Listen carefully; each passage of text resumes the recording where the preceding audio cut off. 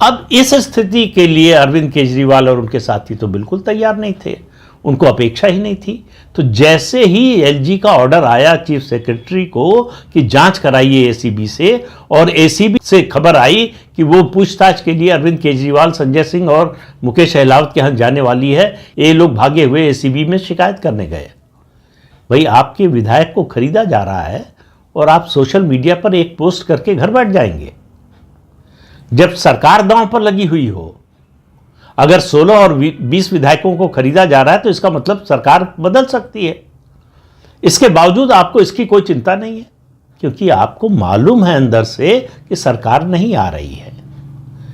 तो ये जो चालाकी का खेल, चालाकी की राजनीति, चालाकी की रणनीति अरविंद केजरीवाल की थी, वो पहली बार पकड़ी गई पार्टी के रूप में। इंडिविजुअली तो पकड़ी जा चुकी है पहले भी, लेकिन पूरी पार्टी के रूप में पहली बार पकड़ी गई।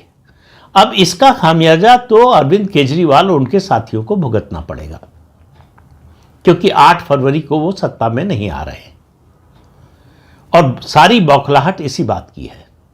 ये एक बार भी आरोप नहीं लगाया कि धांधली करके चुनाव जीत रही है बीजेपी। आरोप ये लगा रहे हैं कि हमारे विधायकों की खरीद फरोख्त हो रही है, और ये सिलसिला जो है पिछले 4-5 सालों से चल रहा है।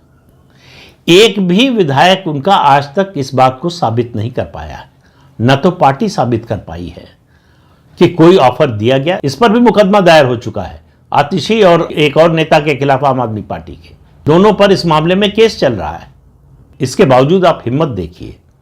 तो ये जो सीरियल ऑफेंडर है, हैबिचुअल ऑफेंडर है अरविंद केजरीवाल और उनकी पार्टी के लोग, सिर्फ आरोप लगाना है।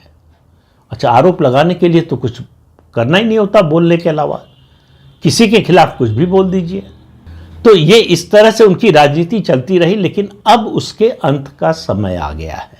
अंत का समय आया है तो अरविंद केजरीवाल जाते जाते अपना आखिरी नाटक खेलना चाहते थे। उसके लिए ये भूमिका तैयार की कि बीजेपी हमारे विधायकों को खरीद रही है। कोई भी पार्टी विधायकों को तभी खरीद सकती है जब पहली बात तो विधायक आपके बिकने को तैयार हो, दूसरी बात ये कि वो स्ट्राइकिंग डिस्टेंस में हो सरकार बनाने की।